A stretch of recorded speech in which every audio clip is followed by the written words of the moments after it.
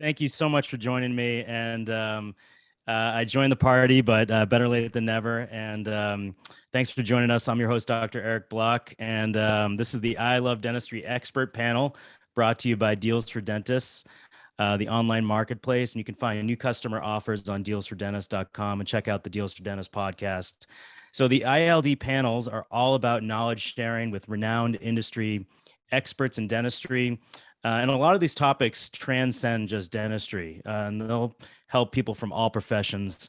And today's panel, which you've probably already gotten to know, is made up of coaches and consultants. And the topics are teamwork, team communication, and conflict management. And we'll have some time at the end for some Q&A. And I wanted to go around and start to introduce the expert panel. First, we have Catherine Eitel-Belt. You know what, Eric, I'm going to jump in because we kind of introduced ourselves pretty quickly all around the room. So you could probably just skip that.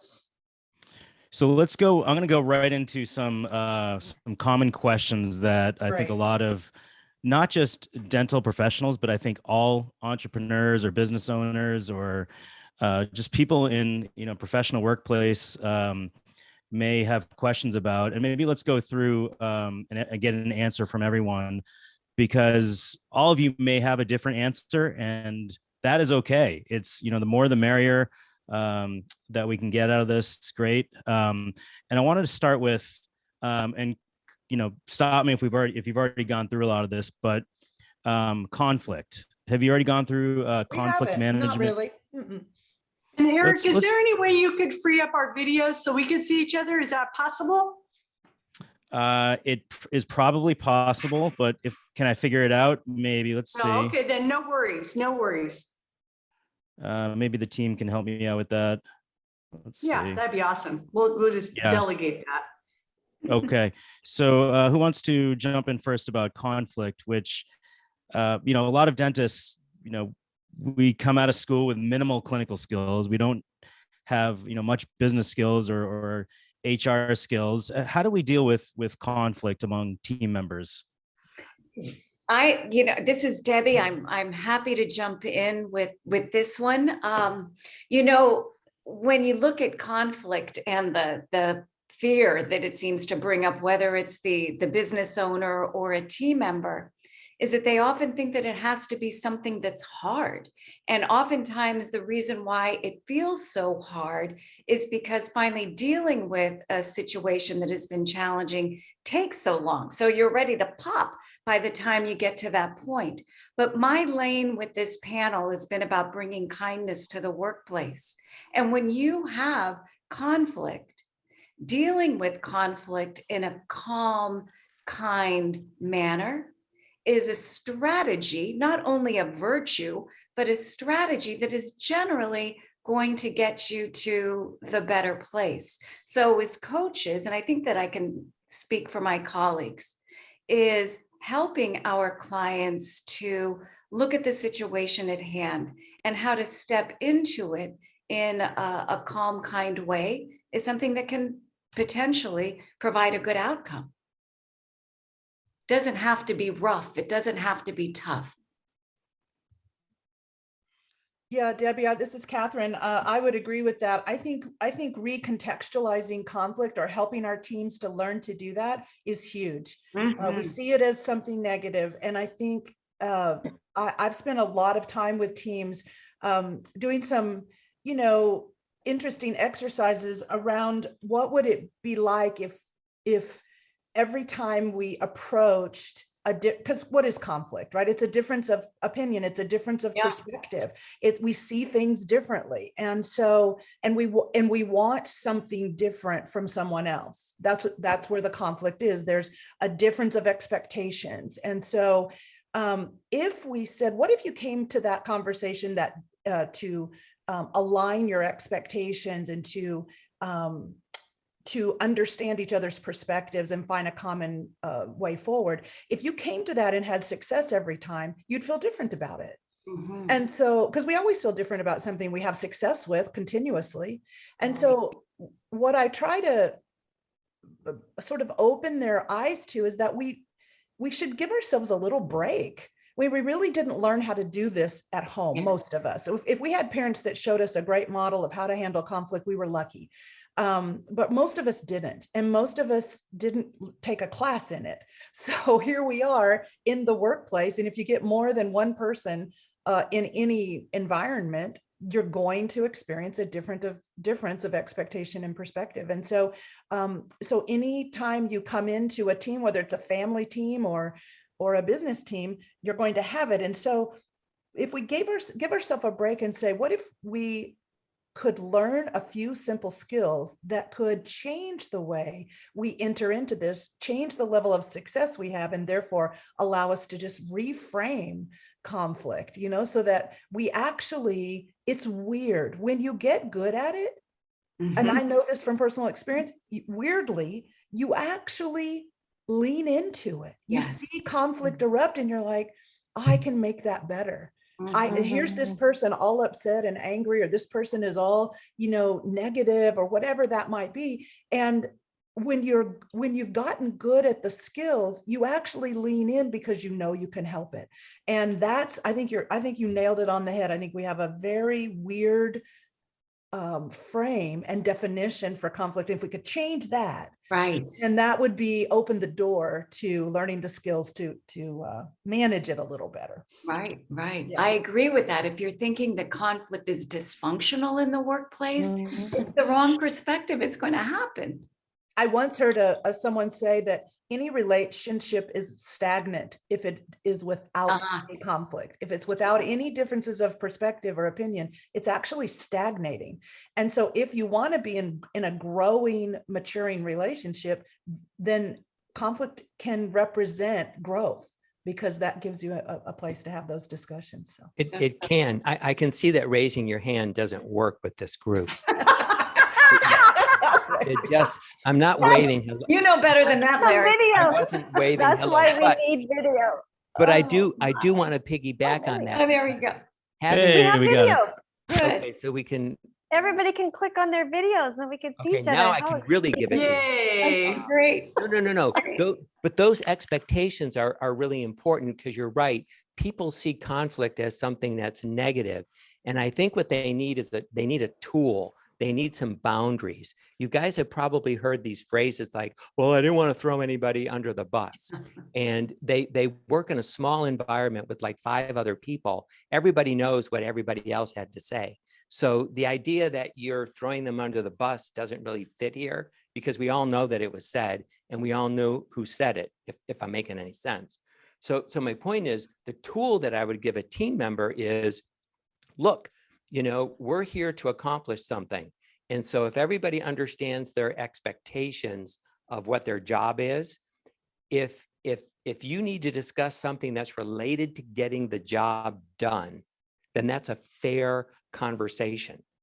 You're not throwing somebody under the bus because you approach them about where they place the chart. If that was their job to put their chart over here, then that's a fair conversation. And it's not okay for the other team members to get upset because you brought it to my attention. And the leader, the dentist, has to give everyone permission that, hey, you're right. Even though they're not your direct supervisor, we all supervise one another here. And if they have something to talk to you about in regards to the way that you do your job, we had a meeting and we said that we'd clean up after ourselves, and then you didn't.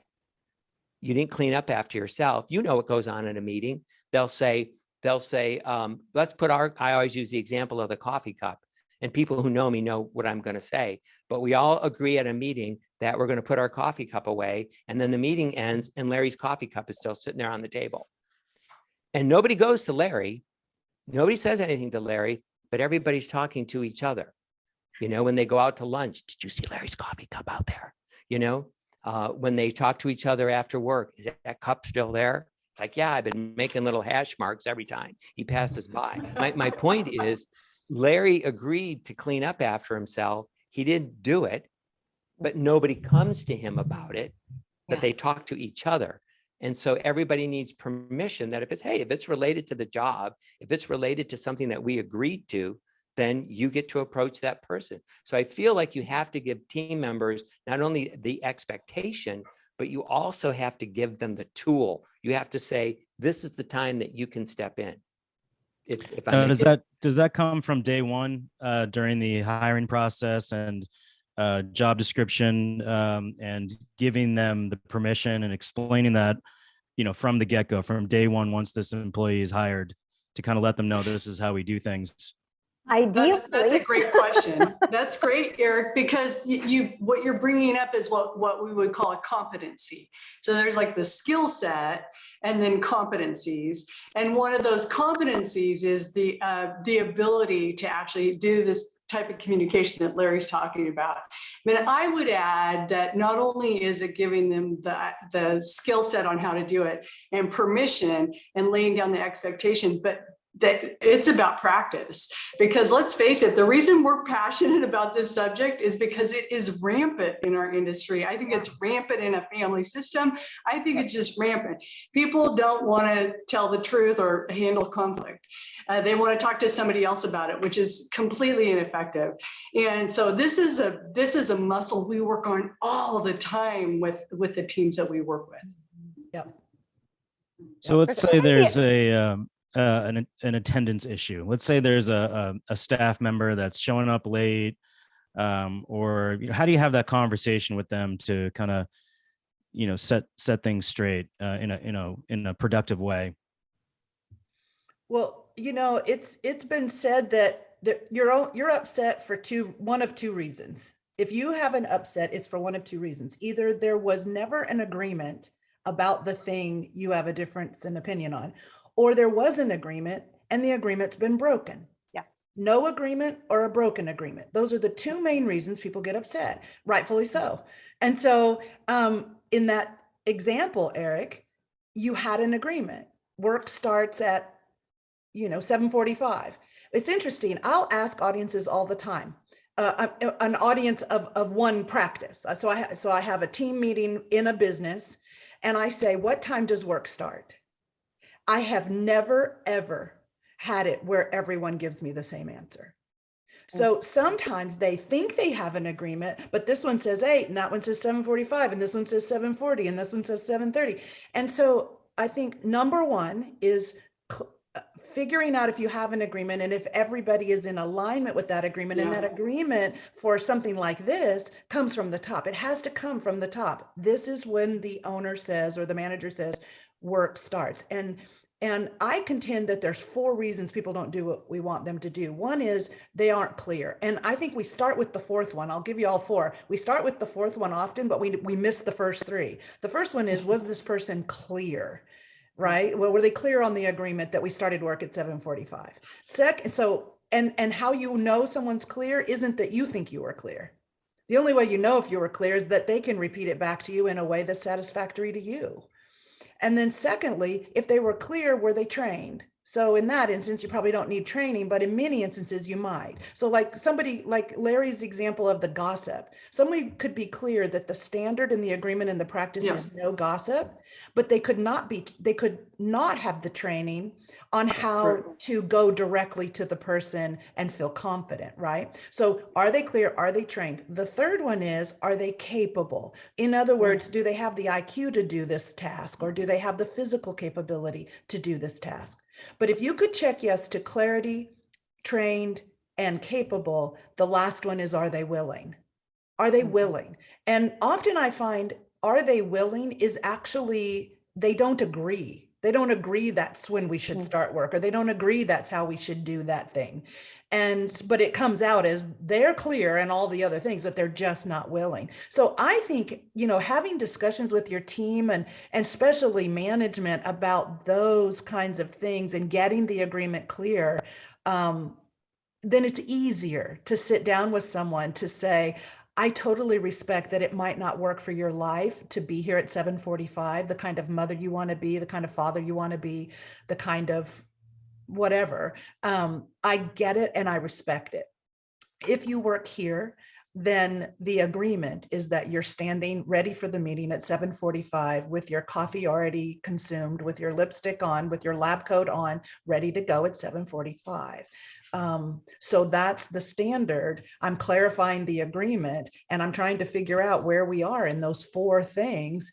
And if they're not willing, then it's not a good alignment. But I think we often go to willing before we've actually made sure we've done our work to be clear, to get them trained, to, you know, all that. So Now let's say we've gone through all of those 4 stages. We've made it clear.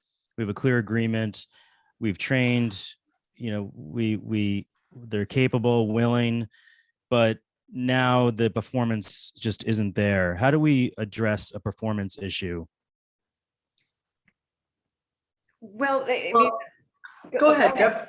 Okay, well, my intention would be if I feel that I did a good job vetting a situation and provided the training and did all of those things that are necessary, and actually I believe your responsibility in helping to make a new person successful in your practice, that I'm providing feedback along the way. So there's no surprises Right. if we get to that sort of point of no return, that this person simply, whether it's a willingness issue that Catherine brought up or a capability issue, that there's clarity there. So you do your darndest to rehabilitate, give feedback, provide extra training along the way. And once again, that is kind when we take that approach. Right. There is communication and there is clarity. And sometimes, Eric, you get to that point where that person, for whatever those reasons are, simply isn't a good fit for your practice. And it's kinder to let them go than to elicit some of the behaviors that all of us have seen too often, which is, I knew she'd never get it, or they're passive aggressive, or whatever it is that they're doing, that they'll hope that that person will leave on their own. Absolutely wrong. But it takes that communication to help them understand that. Oh, what happened? Oh, Lair, did you have something to Well, say? what I was going to say is, Yeah. as a part of training, they have to demonstrate what they've learned, Yes. you know, and so that you can see that they know how to do it. And when you see that they don't know how to do it, or they can't take corrections or whatever, then I always advise that you hold them accountable for what you want them to be responsible for. You know, I want to talk to you about something that we agreed, or something I showed you. You know, when you take pictures, I don't want chins or nose hairs or whatever it is.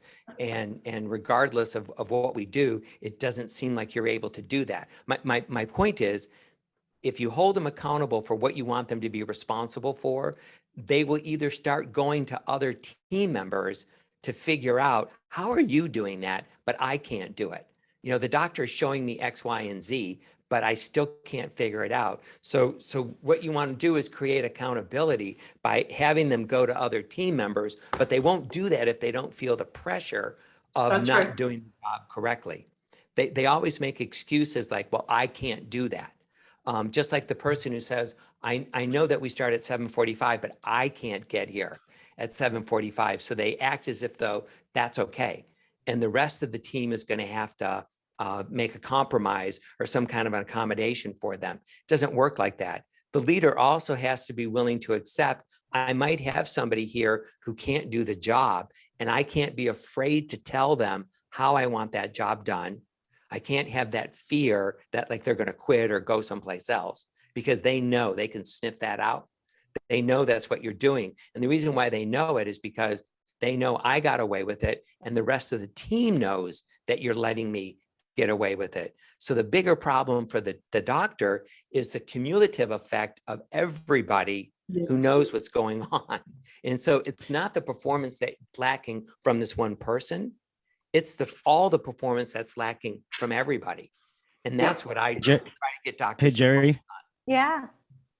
I wanted to ask you, you know, kind of tying all this and what everyone has been saying, as far as the dentist being the leader, does the dentist always have to be the leader? You know, what if I'm a total introvert? I've had my face in textbooks for 25 years, and now I'm expected to lead a team.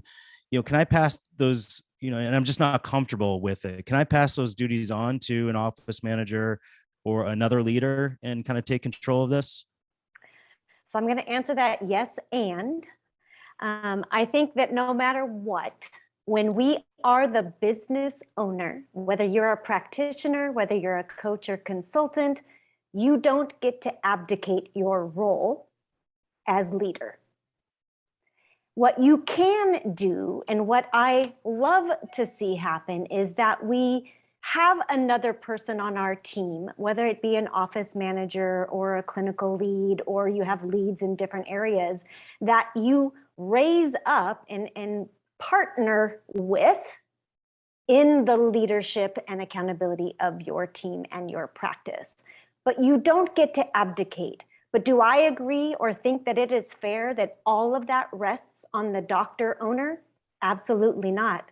Being married to a doctor owner, I know his strengths as a clinician, his strengths as a compassionate, loving, empathetic human being, and his challenges as also trying to be the leader and manage all of those key pieces, like you said, Eric, when that's not what you went to school for, and that's not where your focus is, it's hard. So I think it's yes and, or both and. You don't get to advocate, but you don't have to be the sole responsible person. I love that, raising up, another person or another group of leads. Melinda, how do we develop a team? Let's say my practice is growing, my business is growing, my team is growing. How do we develop this team to the way we want it? Yeah, that's a great question. I mean, I'm a big believer that when we hire people, we do some assessments and we figure out what their natural strengths are. And then, we look at where the opportunities are in the practice and grow those people to those opportunities. So team leaders is a great concept. Jerry was talking about team leaders, and I just so believe in that concept of having a leader per department. And that's a position that we're always looking, okay, who can we grow up to do this?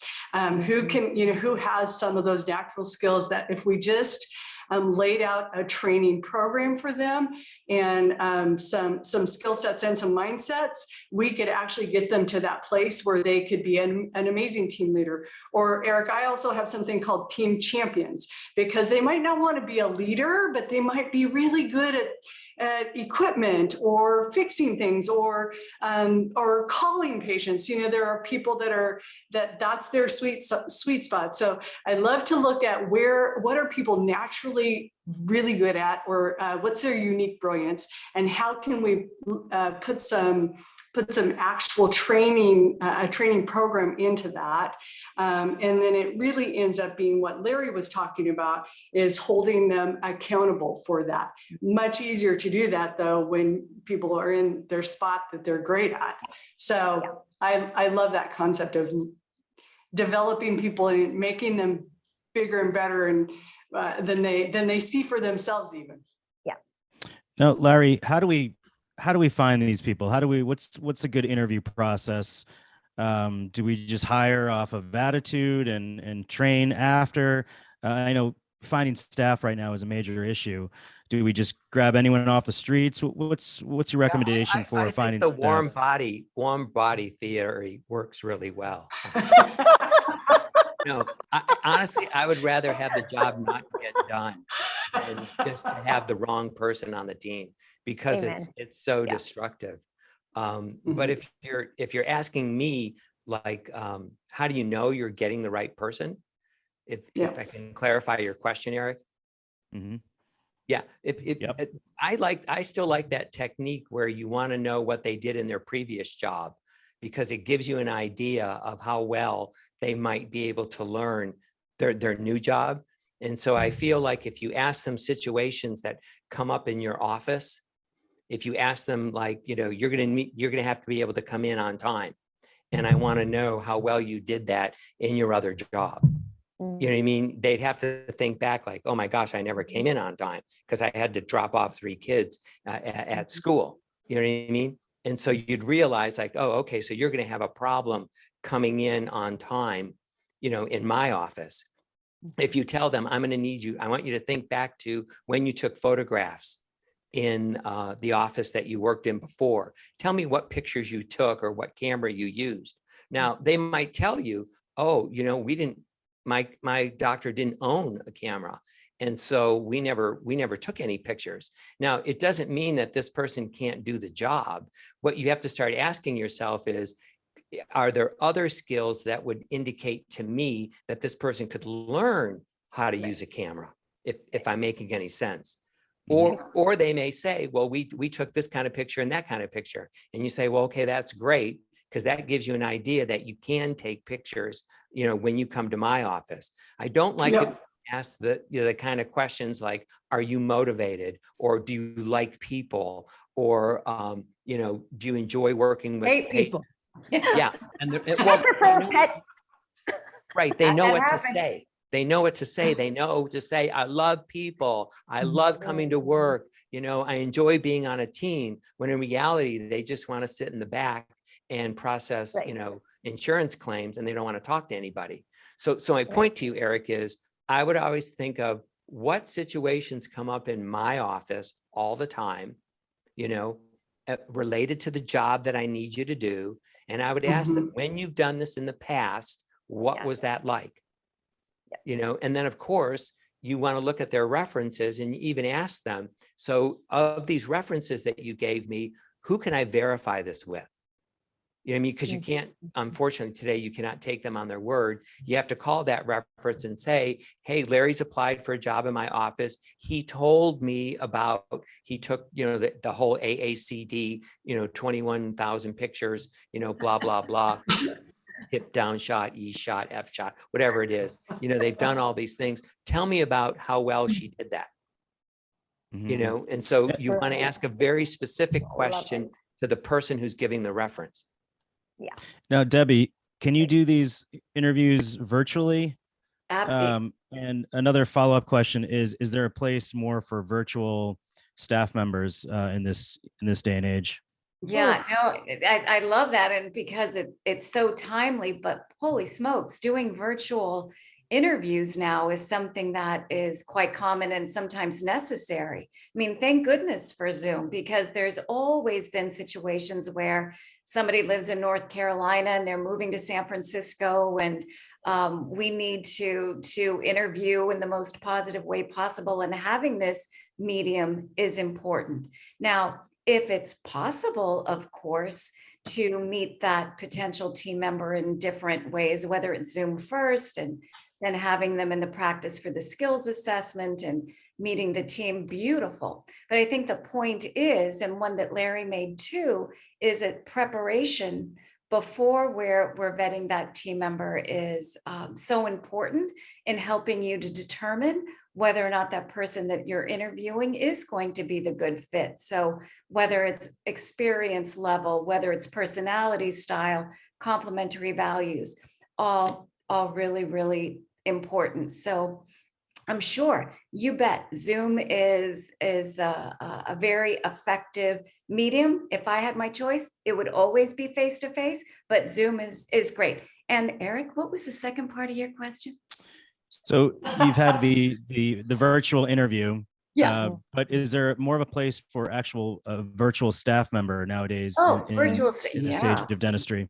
And it can be super successful. I mean, first of all, what we're talking about, and a lot of the conversation has been around being a leader and management, and so necessary and important. And for some doctors, managers, having less people to manage within a facility is a very positive thing. And if it can be positive, cost effective, and successful, why not? As a matter of fact, I just spoke to somebody who does virtual billing and recare reactivation, and I've got a doctor that's struggling finding an administrative team member. I trust this person that owns this company, and outsourcing those sorts of tasks can be beautifully successful. I've seen it, but I, as the coach, need to trust the company. I need to hear the successes from other users before I'm going to make that recommendation, but it sure can work. Yeah, that is, yep, go for it. No, Eric, I'm going to add to that, we are the number 2 dentistry and medicine are the number 2 hit industry, right? From really, let's call it doing the COVID still. Hotel and hospitality being number 1. So we sort of have to, and then of course the demographic being moms, right? A lot of moms, because of schooling, and childcare is the number 4 industry hit. So we're having to think more creatively. And I'm a recovering, no, everybody has to be in the office, and we had to work. We start on time, we end on time. We start together, we end together. All of these things we're having to think of differently, and what else is possible. So there's outsourcing, which is fantastic. Let's use the technology that's available to us.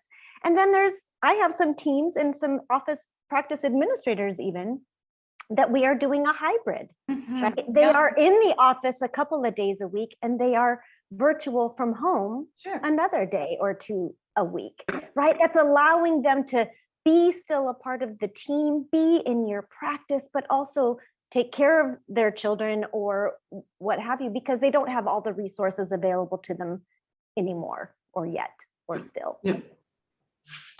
Catherine, I wanted to ask you about having courageous conversations, not just with staff members and your team. What about yourself? As the leader of the business, the dental professional, the entrepreneur.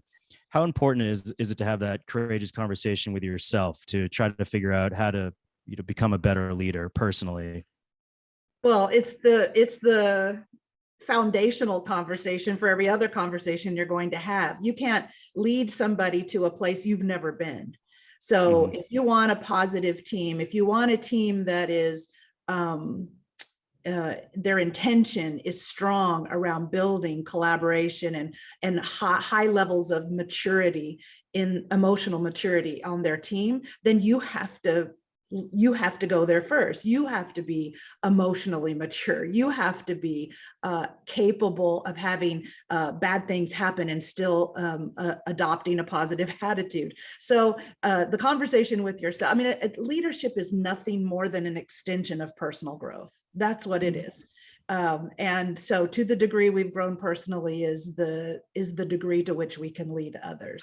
So I think it's the most important conversation. Leadership's an inside out job. And I'll tell you, I think vulnerability, I teasingly say, I think it's the sexiest part of leadership.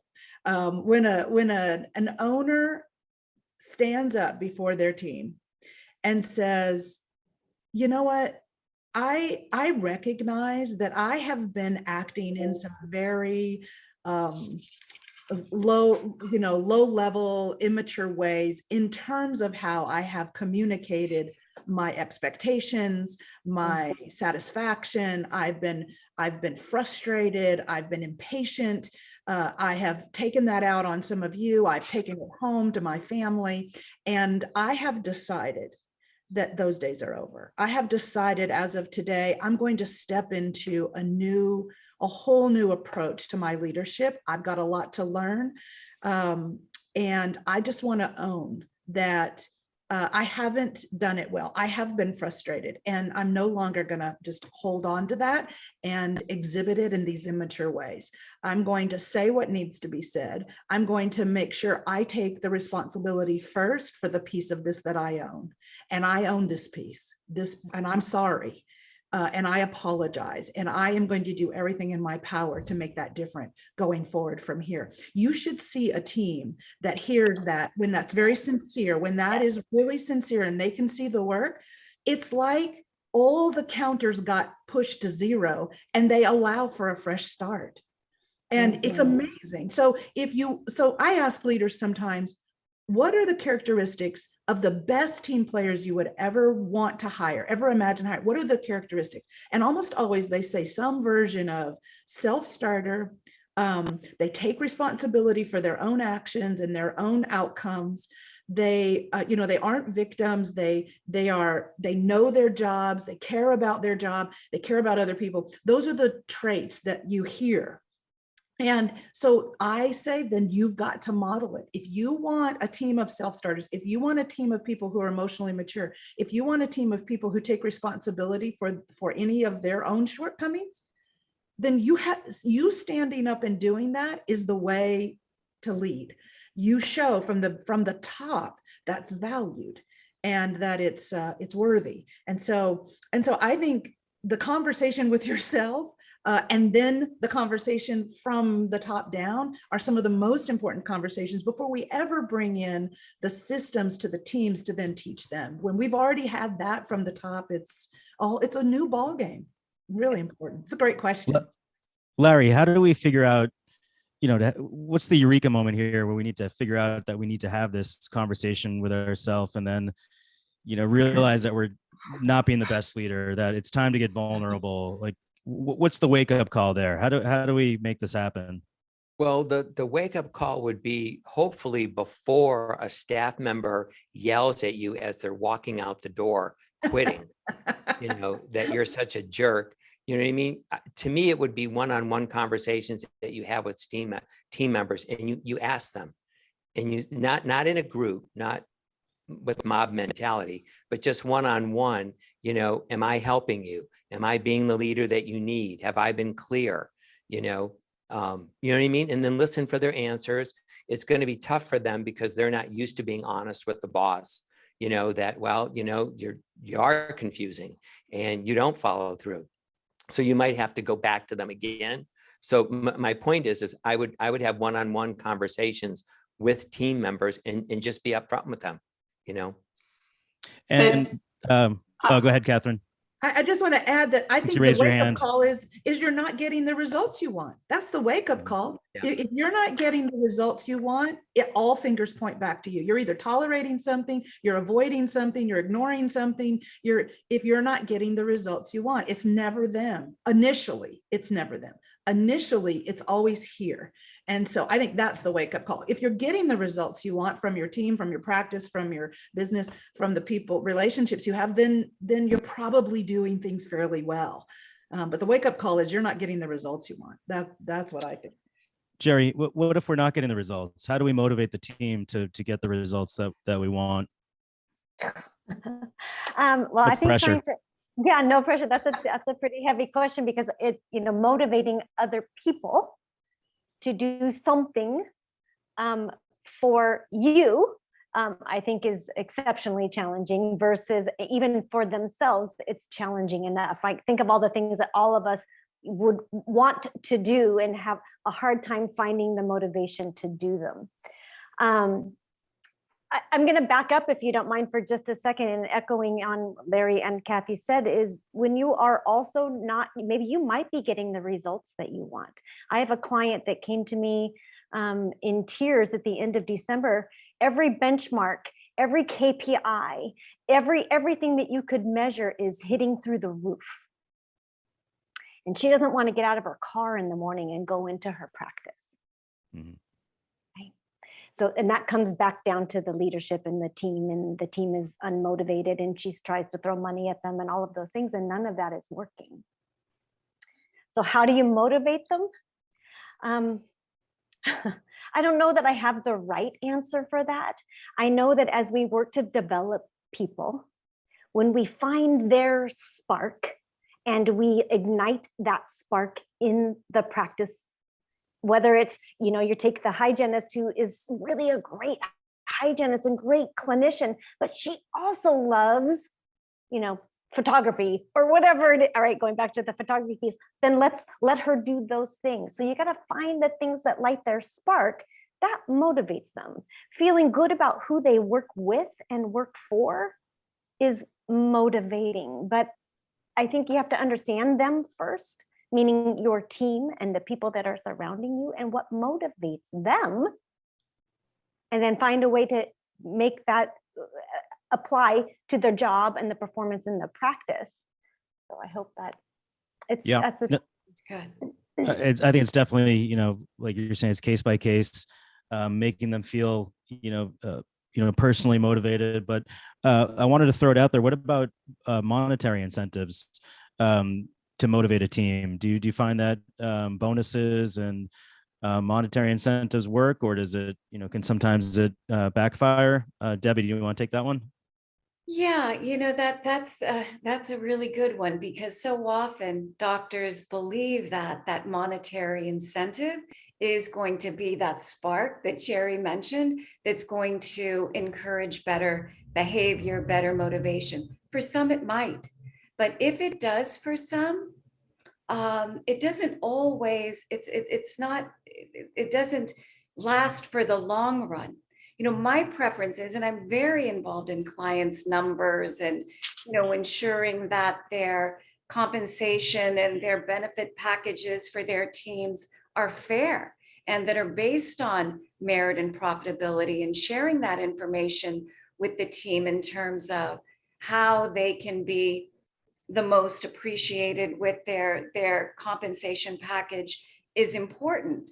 My preference, although many of my clients have ongoing incentives that are based on a certain threshold of what the overhead is, and when they exceed revenue, then bonuses are paid out, and they're always, almost always appreciated, but it doesn't always change behavior.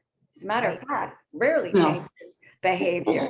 So if there's some sort of incentive that is tied to some wahoo that happens in the practice, great.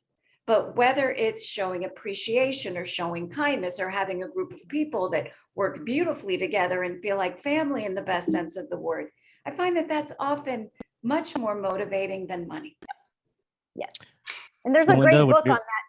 Oh, sorry. There's a great book everyone should take a look at if you haven't, which is the five languages of appreciation, which is also based on like five love languages, right? Because we all appreciate a wow gift or a little monetary, boop, that's lovely. Might not be what actually motivates me to keep performing. Mhm. Melinda, what are your thoughts? Yeah, Eric, you're really talking about best practices, a lot of best practices. First, I would say, I want to go back to what inspires a dentist, to be a great dentist. And I really think it starts there.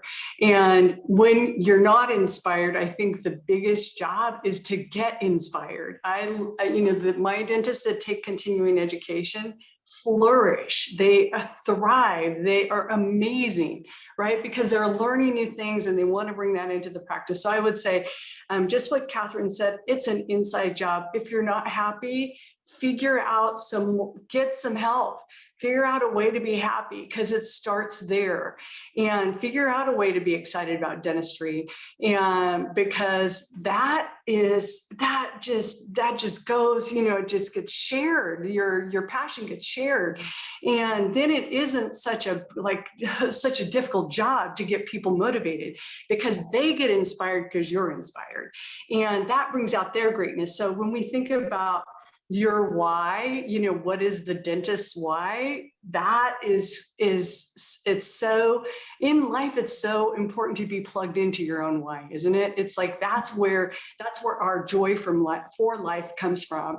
And then when you craft a vision that you're passionate about, that actually includes others, not just your team, but also your patients, that they listen to it and they go, wow, that's cool. That's what, oh, wow, I see them doing that. Changing lives is one of those, but do you change lives? And what are you excited about changing lives? Because I mean, that's what I love about dentistry. We change lives. We change lives every day. It's amazing what we do, right? And so crafting a vision, first finding your own spark, crafting a vision, having it include everyone. I do think monetary rewards make a difference. I don't think they're the whole thing. I think this other stuff is way more important, but I do think they do get us focused on the daily tasks that actually help us change lives, right?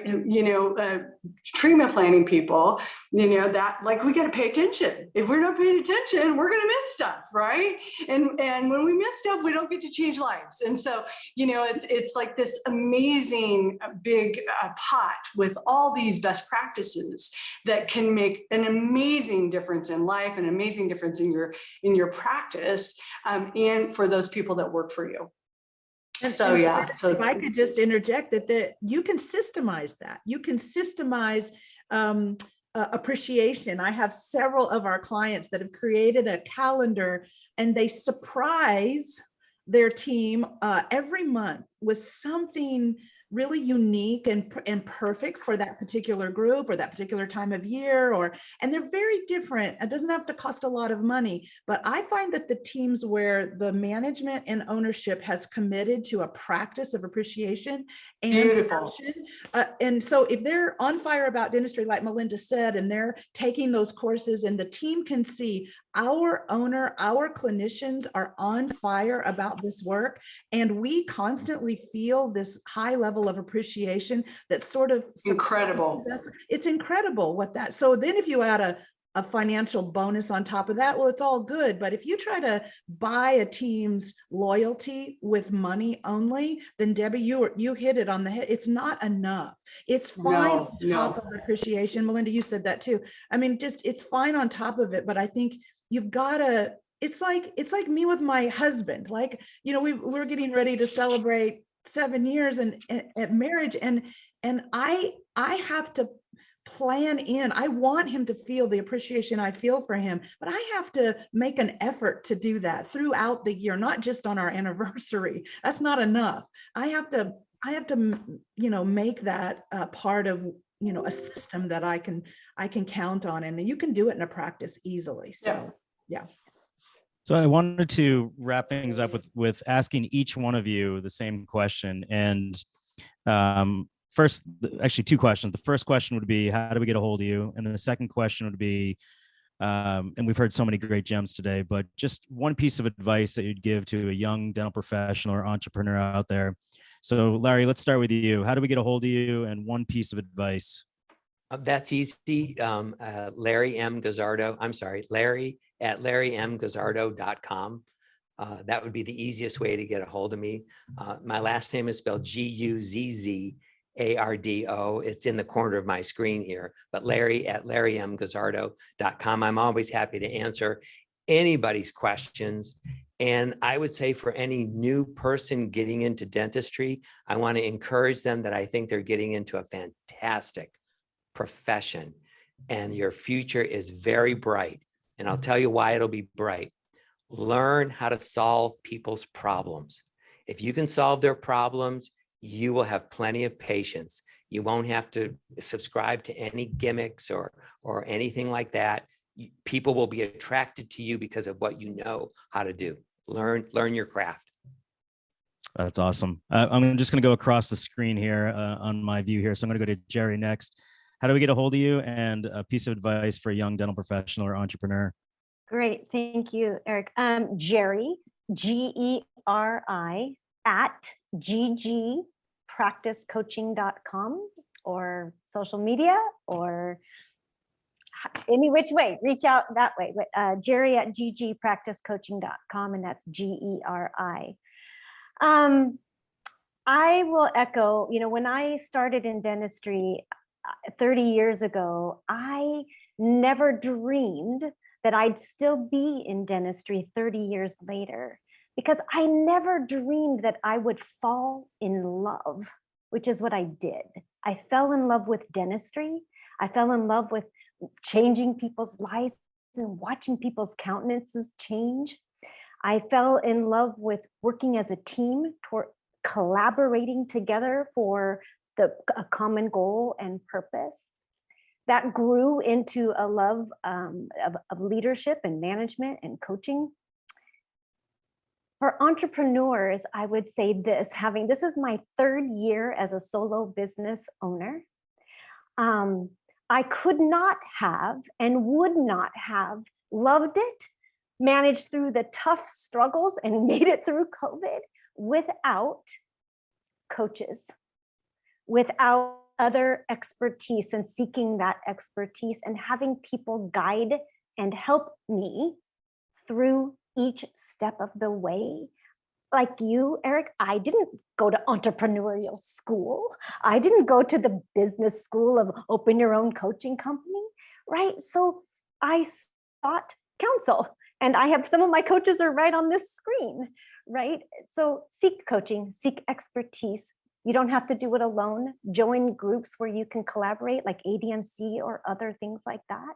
Whether you're a dentist, a dental team member, or a coach or consultant, whatever your entrepreneurial whatevers are. So get help, seek expertise, and have people come alongside you. Great advice. Debbie, how do we get a hold of you? Thanks for asking, Eric. Debbie, Debbie at Castagna, Castagna coaching.com. So Debbie at castagnacoaching.com. And, you know, one of the things that I know is that this profession is so rich in so many ways. I'm excited when I'm talking with a new dentist and can see the possibilities for them and can help them see what those possibilities are. And so my advice would be to make friends with being a business person, that being a business owner, whether it's learning to cultivate that terrific team or understanding your business and learning how to best communicate with your patients, not only be the best dentist, but to learn how to develop your communication skills, can make this profession beautifully rich.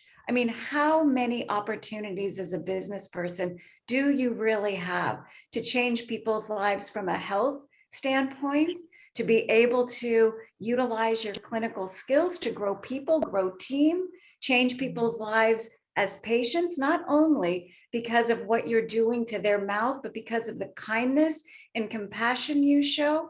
This profession is rich, rich. Thank you so much, Debbie. That was great advice and very well said. Melinda, what about yourself? How do we get a hold of you? And a final nugget for those dental professionals out there. Well, first, thanks for having us, Eric. Just wonderful to be here with my colleagues that I have known and loved for years and years. The way to get a hold of me is right in the corner, Melinda at melindahereford.com. And the spelling's HERYFORD. And I'm going to echo some of the advice here, Eric. I think building a team of trusted advisors and really setting out time to have your CEO hat on and really know that this is a business that you get to manage. So have a CPA that has some track record, hire a practice coach, a professional coach, hire a mindset coach, someone to keep your mind in good shape. Have a financial advisor that will help you build, take care of your financial status for the rest of your life. That set of coaches, that trusted advisor team will actually make life so much easier. And it really is. Talk to other professionals, talk to people, talk to dentists that have had a lot of experience, and who do they use? And really look at that referral system, because there are so many great advisors, and it really is about building your own team. So that would be my advice. Awesome stuff. Catherine, what about yourself? Let's wrap this baby up with some final nuggets here. Yeah, great. Catherine with a K, Katherine at lionspeak.net, not .com, but .net. Catherine at lionspeak.net. My advice would be exactly what you've heard. Get that team of advisors. There's nobody of the five of us, I know for sure, and Eric, I'm sure for you as well. Every single one of us has had our own cast of advisors that has helped us to be successful business owners, successful leaders, and just successful professionals. And so that team is, in other words, learn how to be a leader, learn how to be a really exceptional business owner, because if you are, you'll develop a great team. If you are, you'll attract the right clients. If you are, you'll manage your business, your time, your money really well, and that creates a great life. So yeah, get the team of advisors, learn how to be a great business owner and leader, and the rest will follow. This was great stuff. And thanks again to all the I Love Dentistry group members that are watching live or the recording. And thank you so much to our expert panel. And we hope to see you next time. Thanks, everyone. Have a great day. Thank you. Thanks for the Appreciate it. opportunity. Nice seeing everybody. Bye, team. Good seeing you.